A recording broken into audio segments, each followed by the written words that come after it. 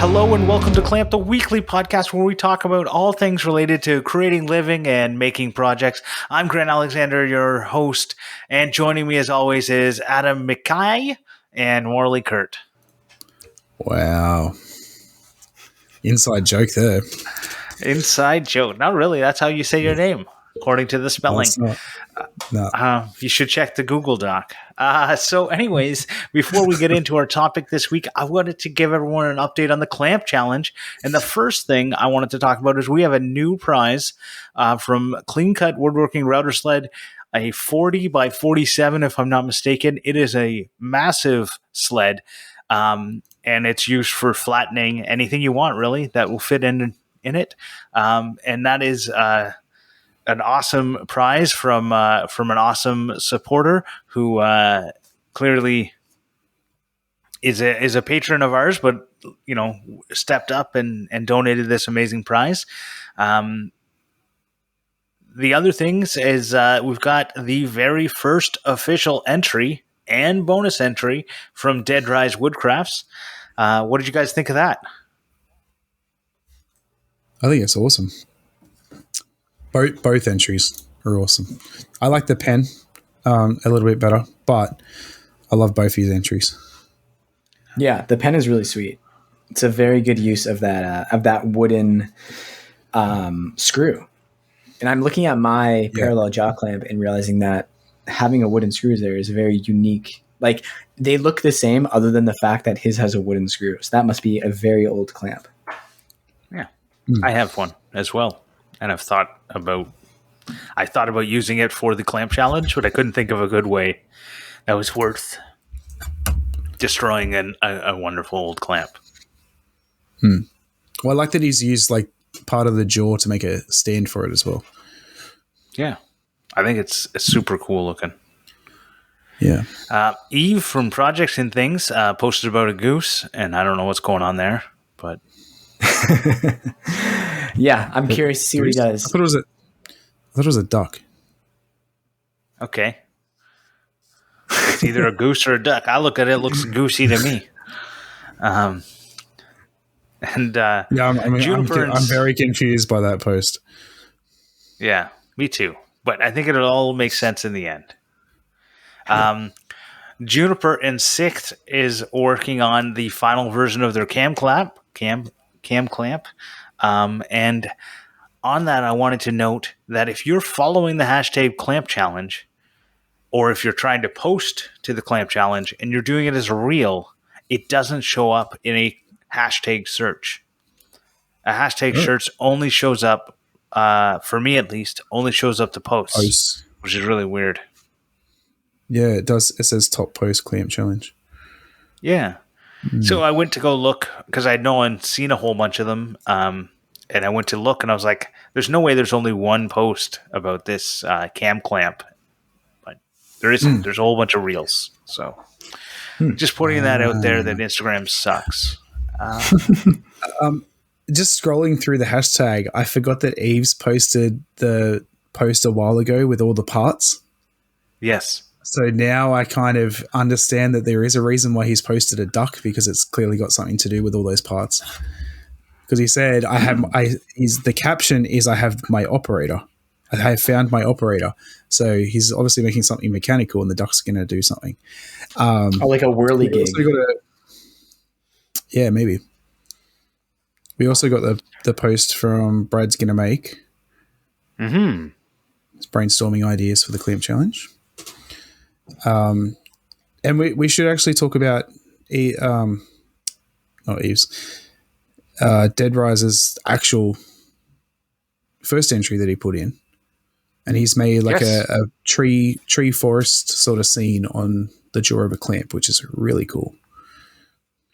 Yeah, I really like those little tree scapes that he's been making. Maybe if I say it, he'll send me one. maybe he'll send you the Clamp Challenge one. Maybe. That's one way to try and get into a judge's favors.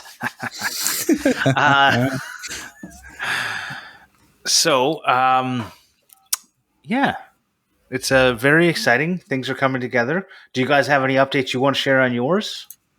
I still don't know what I'm going to make. I had like one idea today and I realized it was not going to work. So like most of my ideas, I'll probably make it right after getting it. And you guys will probably know about the project because I will already have made it before you hear about the idea. Fair. I bought the clamps. Adam, you bought the clamps. I've bought some drill bits. I just I was going to completely make it from scratch, but I've decided to upcycle. So nice. That's a good idea. That'll save you a lot of time and make it so that you actually finish it. Exactly. So yeah, I'm just driving around trying to find the right thing to upcycle. Maybe I'll go find some secondhand stores or something. Nice. I have been brainstorming, and I have 2 clamps that I bought that I hate because they're F-style clamps that don't have clutches. So they, like if you're holding onto them, the thing just falls down unless it's under pressure. So when you try and actually clamp something, you have to like be holding it and turn. And then once it gets pressure, it stays there. So I hate them. And those are the ones I want to cut up to use something. So we'll see what happens. I kind of want to maybe make a clamp knife. I don't know why. But I just can't think.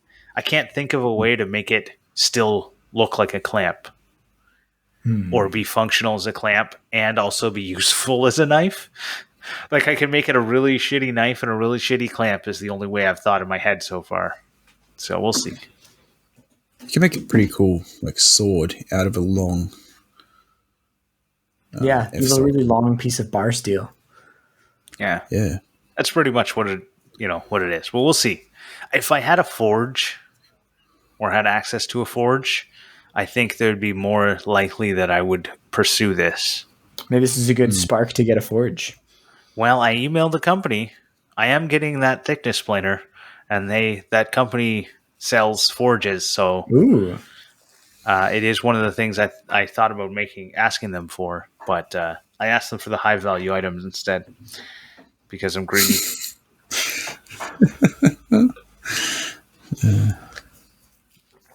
But in talking about that, it brings us into our topic because likely I'm going to be hit with a deadline to produce a video once I receive this sponsored project.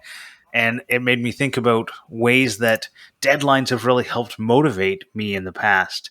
For me, it basically, I don't know what it is about a deadline, but it somehow sets up, I always know how much work I need to do and exactly when to start a project to finish it by a deadline. And I don't start it until I have the exact amount of time left. But I was wondering what your guys' thoughts were on it. Well, I'm curious before we go on, is everyone just had a daily deadline for the last month? How'd you guys go with that? I did, I think, 25 posts out of 31. Nice. I did like 12 or 13 and then stopped doing it. It was too much with making consistent videos. And I found that it was more of an annoyance than it was fun. And I was like, I'm not enjoying this. I'm not getting a benefit from it. I'm out. I planned to do the whole thing and I didn't do one post. So we got the full spectrum, small, medium, and large. Exactly. I do think so. I found when I had an idea in advance, I got excited about it. Right? Yeah. When I had even a day in advance, if I got it in the morning. But when I was like at the end of the day trying to think of something, that's when I just started going like kind of like Morley. It's like, it's annoying. I'm not getting a lot out of this if I'm not putting a lot of effort into it. And even the ones some of them I put in big effort and got, 400 views on an Instagram reel. I'm like, Jesus, I could have made this a post. It would have performed better. I would say the biggest thing I got out of it was the video I made about, I don't even remember what the post was, but it was basically like a compilation of all the things that keep me going. And it was like friends and family and videos of the pets. And I think Eden watched it about 20 times. She absolutely loved it. So it felt like a home movie in a way. And so I think that was my favorite thing. Yeah. I definitely enjoyed trying to come up with stuff and the challenge of the restrictions put on by P&L Smith, but it was just some of them I couldn't think of anything worth posting. Like in 5 years, I was just like, I don't know. I can't think of it in 5 minutes. And I didn't want to post just to post something stupid. I don't know. Mm-hmm. Yeah, I guess that's the idea. Is it tries to challenge you to think about something that you wouldn't otherwise, but it's difficult for sure. Yeah. I don't know. My plan was to make a spreadsheet for the whole month, so I knew what I was going to do up front, but I just never got around to it. But so with, say, like project deadlines, so our challenge, I feel fine at the moment, but if I don't start working on it soon, it's going to really stress me out, and I feel like I'm not going to make it. Deadlines, I don't know. I don't know if I like deadlines. I feel like they stress me out too much. I would say, like, I mean, everything I do has a deadline pretty much. Like I can't really think of work that I do with no deadline that I actually get done. So with this like Torah lectern I'm building, it's been stretched out for so long that the work has just built up in my head. And I'm at the point now where I can actually like make things happen. So it's a lot more manageable internally. It doesn't feel as stressful. But if I have an idea of when I want to put something out for like a video, for example, like thinking about 2 videos a week, it's really easy then to just backtrack and be like, okay, well, these are the things I have to get done. It's non-negotiable that I have to film this today and get it edited and done. Because usually, like, I know how fast I work. And I think that's probably a part of what makes deadlines manageable, is managing the knowns and the unknowns. So like with this Torah lectern, there are a lot of unknowns. So I'm not going to do what Grant does and start it when I know exactly how much time it is to take it, because I don't know how much time it's going to take me to build it. I'm going to give myself plenty of time because I know that things are going to come up that I didn't foresee. Right. Yeah. Yeah, I probably just I end up just not sleeping if that happens. See, I can't sacrifice sleep. Like sleep is one of those non-negotiable things for me. So like, interesting. I will, even if I'm in a like work really hard state, like I'll still go to bed at a reasonable hour and wake up, because that has to happen. I will stay up all night. I don't have a problem. I have never pulled an all-nighter except for, so I think I pulled 2 all-nighters. One was in grade 8. We did, actually, there was 2 of these events. So in grade 8, we did a cruise around, I'm mixing things up. In grade 12, we did a cruise around Boston Harbor as like a graduation celebration all night. And then in grade 8, we did a lock-in at like a health club and like swam and played tennis, and there's like snacks and stuff. And I think those were the only 2 times I stayed up all night. I've stayed up all night so many times that I can't even count. I have stayed up all night for no reason. Wow. Just because I just didn't go to sleep. I honestly can't imagine. That sounds like hell. I have missed 2 nights before. That's wild. So like I woke up late in the day, didn't go to bed at nighttime, and then stayed up that whole day and didn't go to bed the next day, and saw the sunrise and went, what am I still doing up? I have to work at some point during the day. Wow. I went to bed. At the bar I used to go to, they would lock the door, but continue serving as long as the bartender was cool with it. Like like the regulars were allowed to stay, and I saw the sunrise of quite a few times there. Wow. It was pretty sweet. I mean, I could see staying up all night if I was like going out on like the coast of Spain or something. Then it's part of the whole experience. But I haven't had those sorts of nights. I've been out until like 3 a.m. I think that's the latest I've been out. I go to bed at 3 a.m. at least once a week. That's crazy. Anyways, that has nothing to do with deadlines other than that I will gladly sacrifice. Well, the drinking parts don't, but the things that I will easily sacrifice sleep to get it done. I won't sacrifice eating, though. I find that if I don't eat, it ends up being that I shut down. So, I don't know. It's interesting. So, you know those like Snickers commercials where like the person's like really angry? I get that Yeah. way, but I don't like Snickers. Snickers is not good. It's not a good. It's one of the worst. No, it's not. It's not even chocolate. Chocolatey treat, which means that it doesn't fulfill the FDA requirement for being classified as chocolate. Oh wow! I'm a Mars bar guy. know. I'm a Snickers. Anyways, that's another aside. But with deadlines, do you find that you can set yourself a deadline and always make it? Yeah, Obviously, we know Adam can't, but I mean, pretty much. I think if it's a work for myself deadline, I'm at the point where I know my own work so well that it's I can pretty much figure out how long it's going to take, and I'll always be conservative with that. Like I'm always finding myself finishing things early. Yeah. I mean, one thing was like with the toaster oven, the thing that I was so set on doing just ended up not working for like a pretty obvious reason for anyone who knows anything about magnets. But I didn't think of that at the time.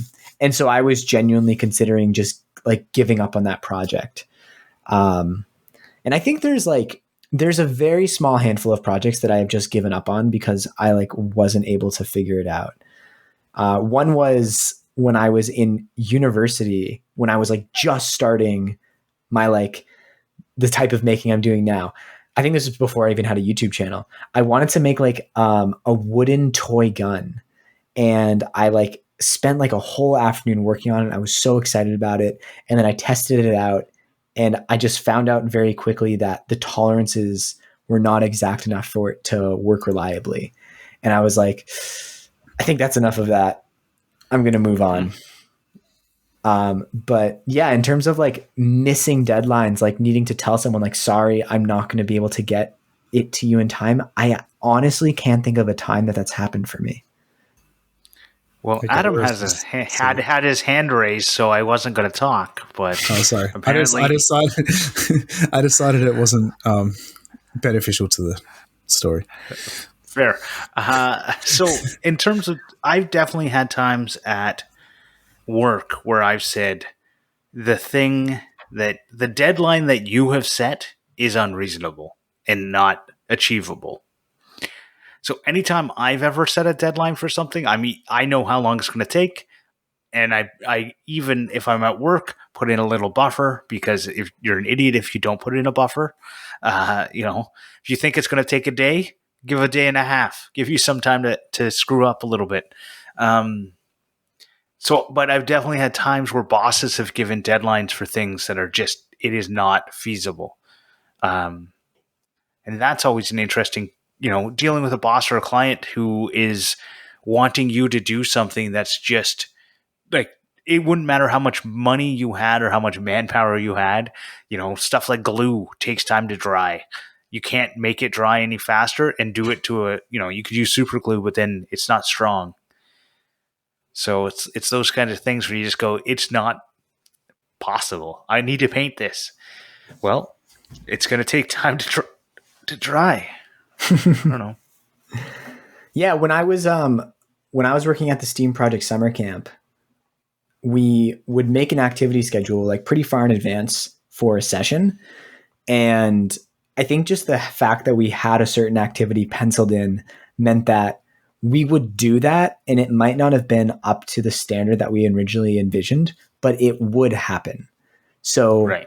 We never really missed the deadlines in that sense, because we're like, this is what's going to happen on this day. It might be made of like cardboard and masking tape instead of wood and glue like we originally thought, but it's still going to happen. Right. And the nice thing about working at a summer camp is that like there's not really any downside to sacrificing quality. It's really the staff that cares. The kids are going to have fun no matter what. Right. Yeah. Well, thinking about this leather journal cover, I wanted to make a YouTube video for it, and did make a YouTube video for it. And the days just crept up on me, and I ended up doing this entire thing in one day. And including taking my kid to get a haircut, including doing all this other stuff, editing the video and put it out. Well, I was ready to be put out at that night. And I probably should have put it out in the night instead of the morning, because YouTube said no one wants to see this, and showed it to no one. But I thought, I think in the back of my mind, I knew how much time this would take if I had uninterrupted time. And I think that's what it comes down to is a lot of times for deadlines, it's about understanding your abilities and how long things are going to take. But you also have to have that uninterrupted time, I think. Yeah, Eden was away for 2 days this week, and it was so nice. Like, I could just spend as much time as I wanted working. It's fine. We talked about it. Like, I think it's good to have, like, we actually said, like, I think, like, once a month we should spend, like, 2 or so days apart at least, because it's just really nice to have that time to yourself to do whatever you want. Like, I had Abby to take outside and take on walks and stuff, but I could be like, okay, I'm going to spend like 6 hours working on this one thing. And it was fantastic. So Abby, my wife, not your dog, used to work, shift work. And so oftentimes I'd get home from work and she'd be working for the next until like 9 or 10 o'clock. So I'd be home at like 5 o'clock and I'd have 5 hours to do whatever I wanted. And then once she had kids, we had kids. She had the kid. I don't know how that all works. Once we had kids, it changed because she wasn't working shift work anymore. And so what we did is she goes to her mother's and brings the kids there, and I stay behind. And that way I have a little bit of time to myself. And it just, I think that really helps too. Yeah, I think every relationship needs that.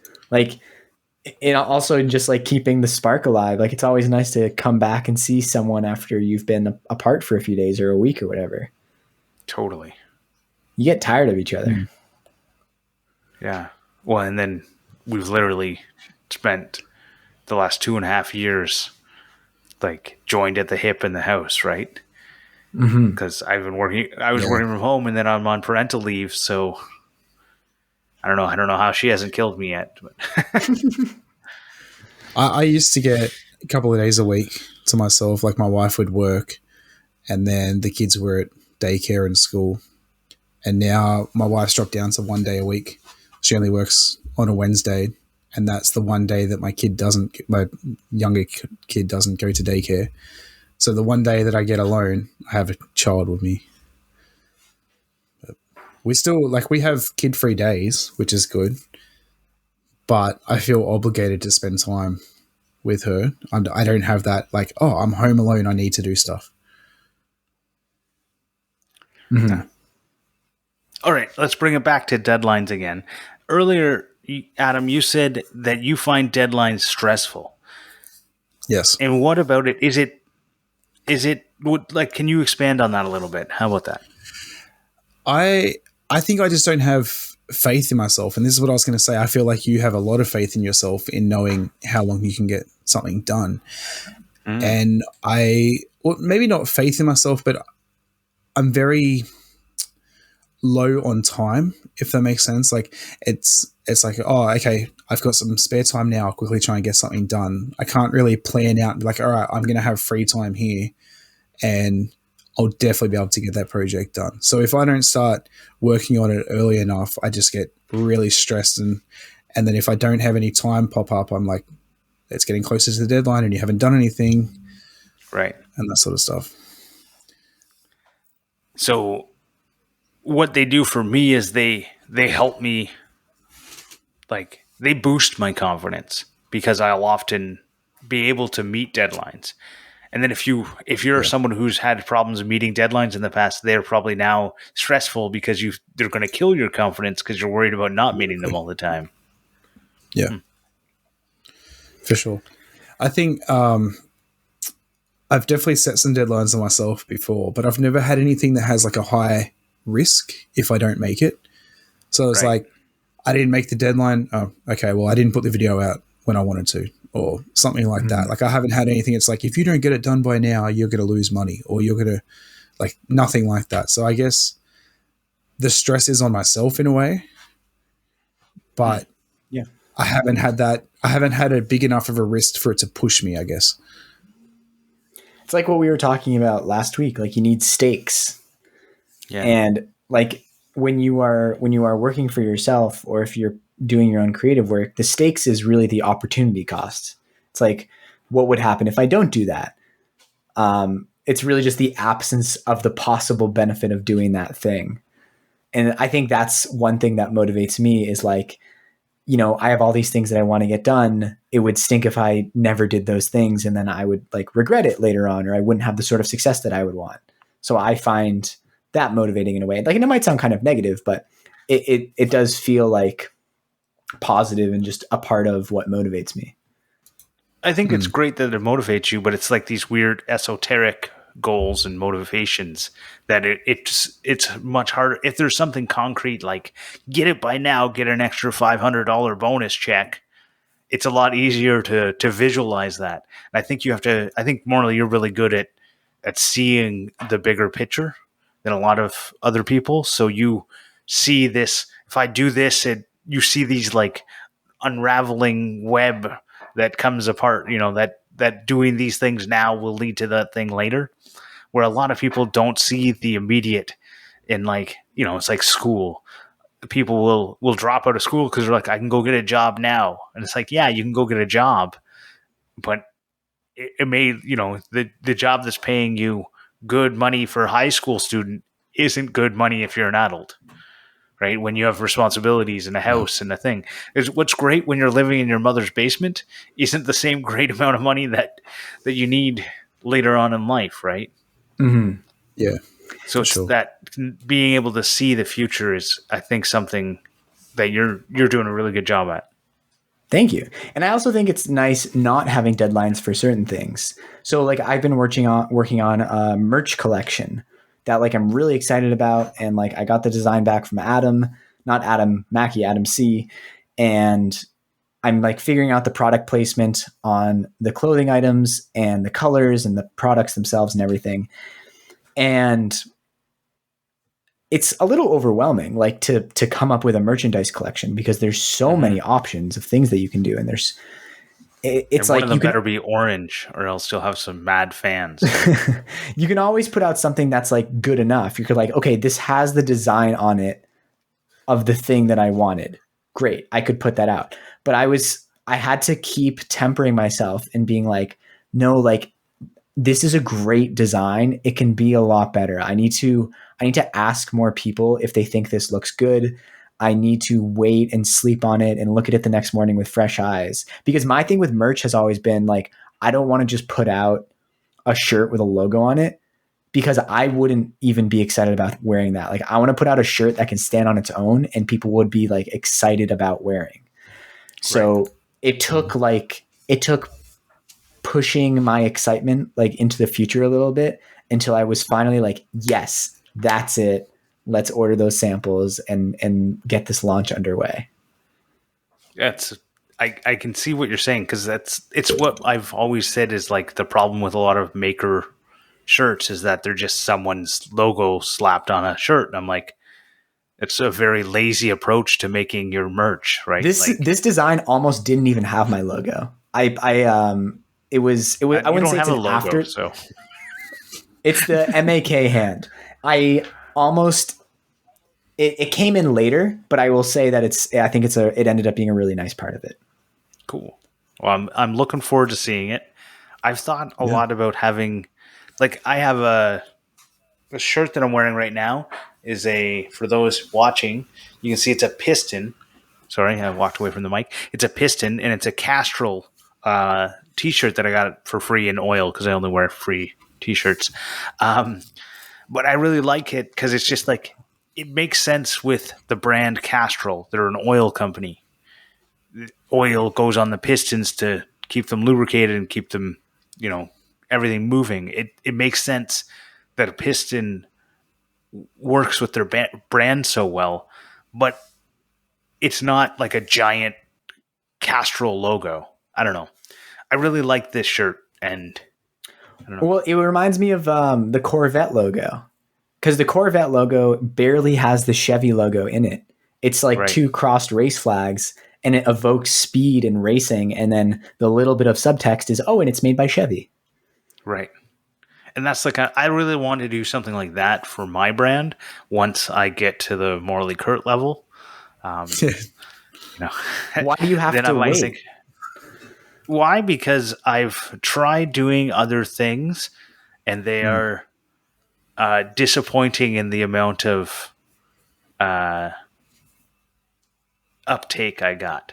And so I want to manage my emotions, because if I put something out and it does well, I get excited about it and I want to do more. And if I put a lot of work into something and it falls flat, then I don't want to do anything. I want to just quit the world.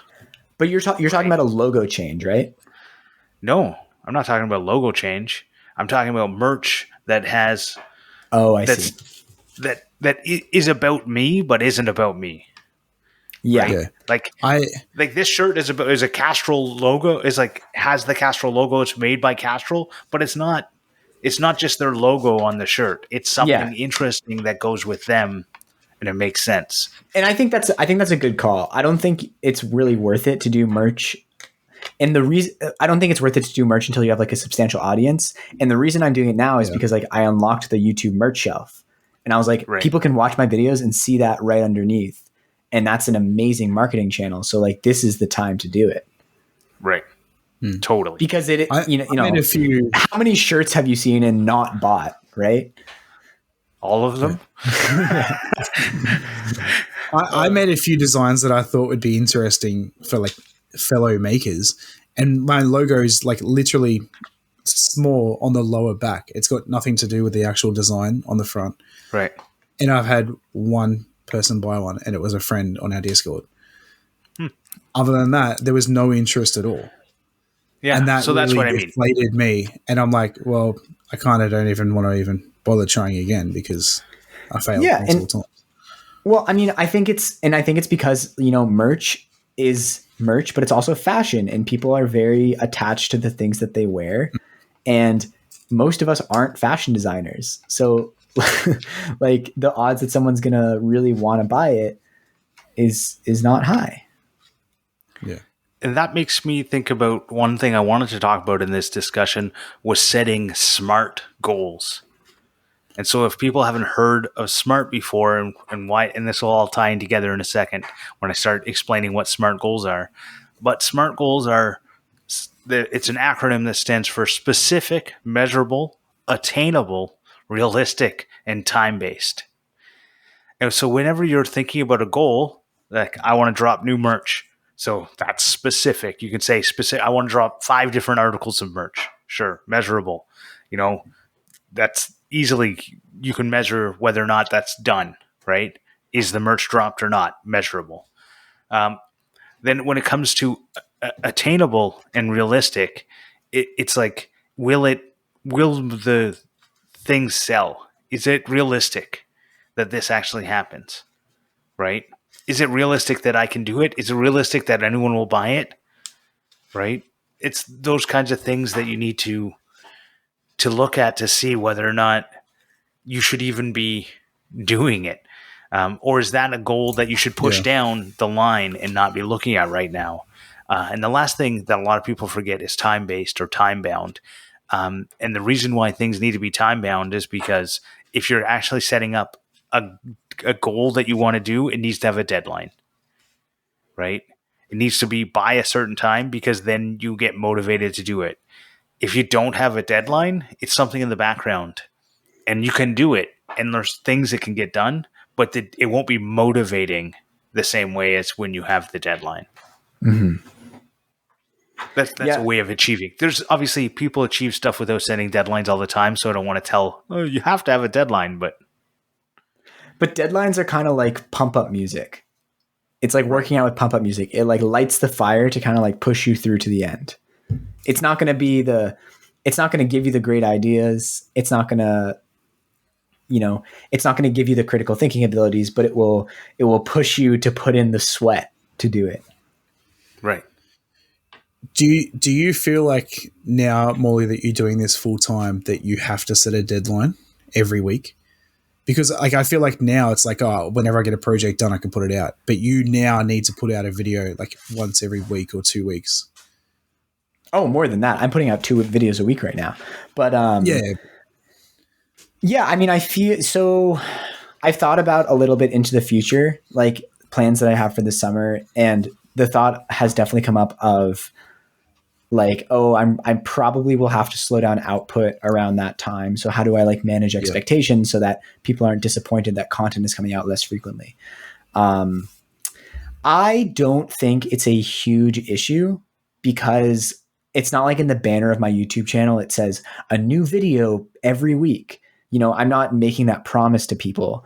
Right now, that is the pace that I'm on. And I think it's great. And I want to keep doing it because I enjoy it and it's getting good reception and good feedback. And it's great for everyone. People are watching it. But like, I don't feel like there's an external force that's pushing me to make those deadlines. I like making 2 videos a week. I get excited about these projects and ideas and I want to share them like when they're ready, which usually happens within 2 or 3 days. Yeah. But you say you don't feel that external pressure, but do you feel like you're putting pressure on yourself? Yeah, but it's good pressure. Right. I'm good. So I think this is really good to tie into arbitrary deadlines and why most deadlines people set are arbitrary, right? Unless there is an event that is going to occur in the future that you need to have something done by, a lot of times people like, oh, we need to get our quarterly numbers or whatever. Like they're all like arbitrary. Like Right. even the calendar is arbitrary. And I know Morley it believes that the calendar is completely arbitrary and all of his friends tell him that the new year doesn't matter to him. But that's the kind of thing that I go, like, why does something need to be done by the end of the month? Like what is happening at the end of the month that turns that thing? So you shouldn't sacrifice yourself or the quality of your project to get it done by a deadline that doesn't matter. For sure. So it's something to keep in mind when you're doing it. Yeah, but I don't feel like I am sacrificing quality. I feel like the things that I'm doing right now, and I know that wasn't what you were trying to say, but yeah. I think the things that I'm doing just take about the amount of time that I'm doing them in right now. And if I think with the so a good example is the typewriter desk. That video probably took 1 to 2 weeks to make altogether, but I was doing other things. I was making other videos and doing other things as I was working on it. So I could sort of like keep on the same timeline. And that will probably continue to happen into the future because some things just take longer, especially woodworking projects compared to like a 3D printing project or a repair. Right. But that's where you didn't set an arbitrary deadline of, I need that desk video, typewriter desk video out this day. Right. You went, I'd like to have a video out this day. So where can I prioritize my time to get a video out? Mm-hmm. Right. Yeah. I feel like somewhere there's got to be a balance between deadlines and keeping up production. Like say if you are a furniture business, for instance, you might not set a deadline of say, I need to make a table every week, but you might make up a production goal of I want to get out a table every week. If you don't, is that making a deadline? I don't know.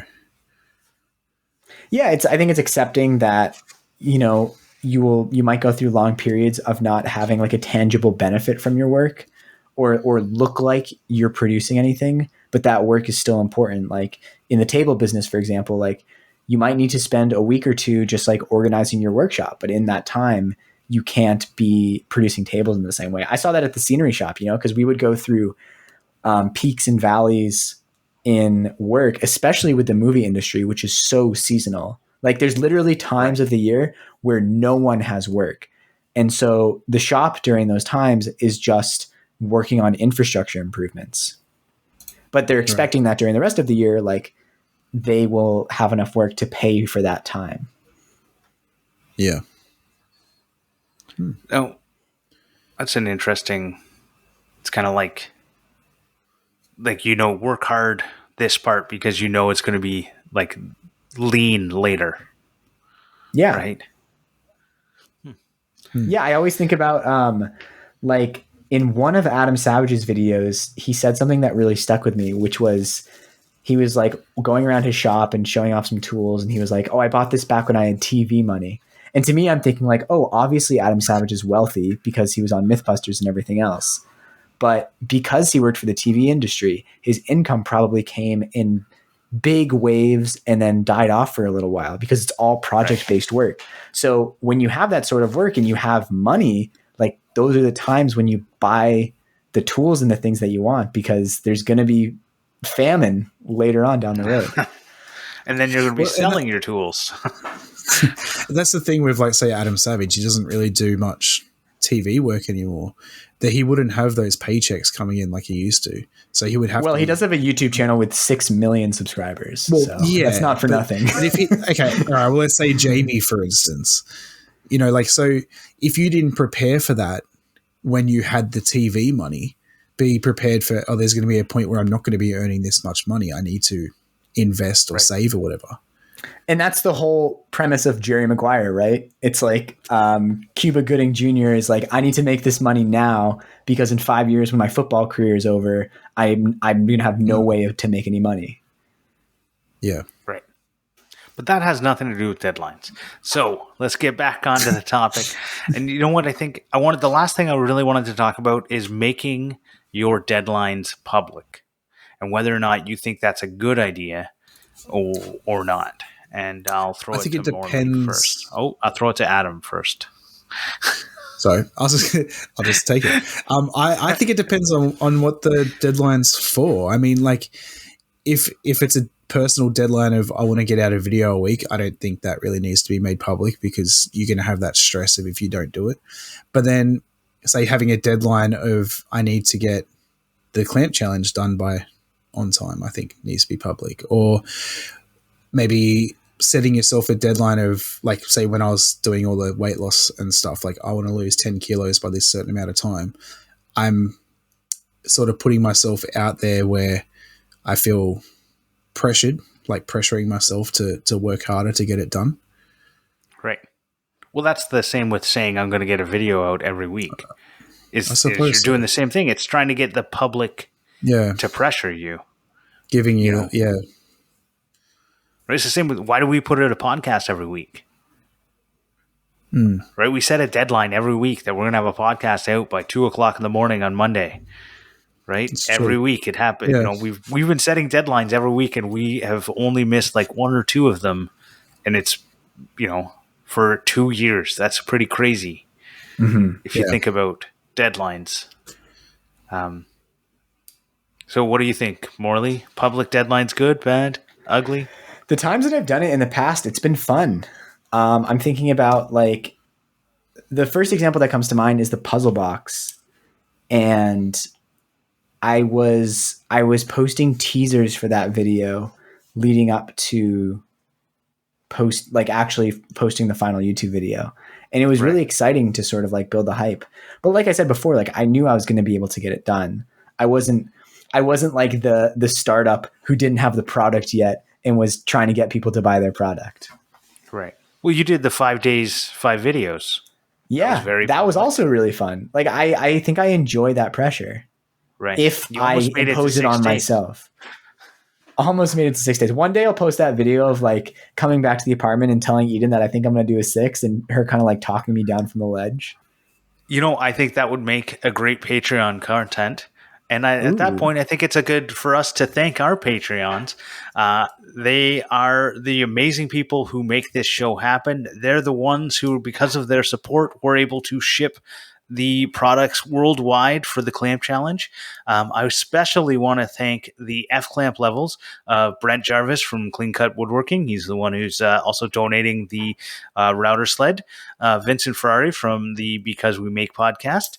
Austin from High Caliber Craftsman. And Scott Oram from Dad It Yourself DIY. Thank you very much to everyone who supports at that level. And thank you to everyone who supports over on patreon.com/clamp. If you support, you get access to an amazing pre-show, an awesome after show, and a numbered keychain made by Morley himself. Yay.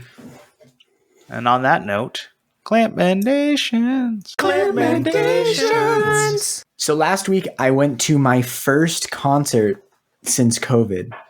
It was so much fun. It was Earth Gang, who is a hip hop duo, and I've been aware of them for a little while.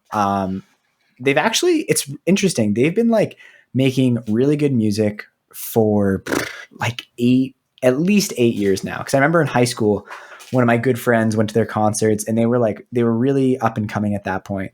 But they've sort of started exploding in popularity recently. I think with their label, and they've been doing some stuff with like J. Cole and JID. So they're on tour right now because they came out with a new album, which is very good. So I went to that concert in Toronto, which was an absolute blast.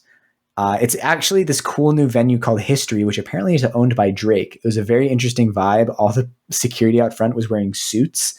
That, needless to say, it was a great concert. So, I mean, Earth Gang, I'll 100% recommend them. They're incredibly positive. They're very musical. They're just like great people, and they make great music. But the person I wanted to Clampmend was one of their openers. And that's one of the fun parts about going to a concert is like the openers are usually artists you would never have heard of before.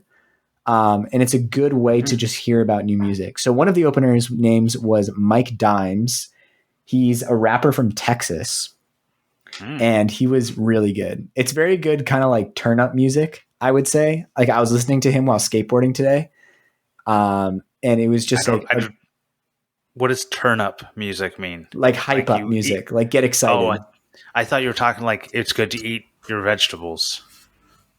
If that's what hypes you up, then yes. Well, like I thought you were eating your turnips. Oh, I see. So yeah, I would recommend Mike Dimes. He's on all the music platforms, but also Earth Gang if you've never listened to them before. And you're a hip hop fan, they're really, really good. I want to Clampmendate a TikTok profile called Social Addict. I got hooked on these guys last night. One guy.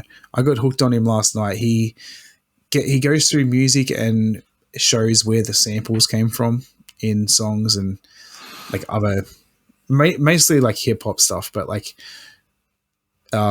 hip hop stuff that's happened. Not necessarily in music, but like getting in interviews and stuff like that, sort of funny things and stuff. And yeah, I got really hooked watching those.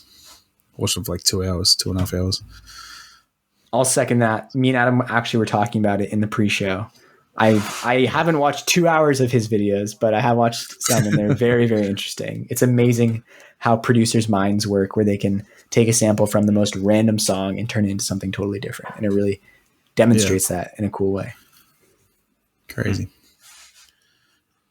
Well, I haven't listened or watched any of that and probably won't, but I know that there are music lovers who listen to this show, so I'm sure they will. I'm going to do two because I got a quick one.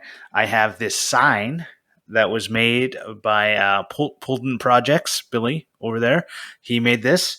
And you can see it. It's his day 16 YouTube video, Maker Crush. And he made that for me and sent it to me. And I have to hang it up still, but it was really cool. I've been wanting to make a little sign like that. And then he did it. So now I don't have to. So that's awesome. And my second one is this whitewater canoeing to a blacksmith shop video by Jim Baird. He went to this shop called the Adventure Forge, and they're on Instagram. And I've been chatting with the guy at Adventure Forge a bit, but it's really cool that they got in a canoe from his house and canoed down the river to a blacksmith shop, spent the day there kind of like blacksmithing with the guy, left with an axe, and then continued on their canoe trip. I just thought it was a really fun little video for anyone who likes camping or canoeing and blacksmithing. It was really cool. That's cool. They should have gone to the blacksmith shop without a paddle and then made a paddle to get back home. That'd be cool. Stakes. Well, that would be a very heavy paddle. Yeah. Yeah. Well, Adam, so normally at this point is when we would do the Morley reading a review with a very bad accent. But Las Vegas was Instead, good. it wasn't like an Alberta accent. It was more like an East Coast accent, but it was good. It was Canadian, that's for sure. Yeah, That's all that mattered to me. that's the problem. Is most people can't tell the difference. But since we don't have a review this week, if you want to leave them, you can go over to the Apples or Podcast Addict. Those are the two places I know you can leave them. You can do that, or we can do what Adam loves to do, which is Adam's Australian Word of the Week. Yeah, I got a fun one this week, and I'm pretty sure I've mentioned it in the Discord before, so hopefully you guys don't remember it. But my word for the week is akadaka. Akadaka. Use it in a sentence, maybe?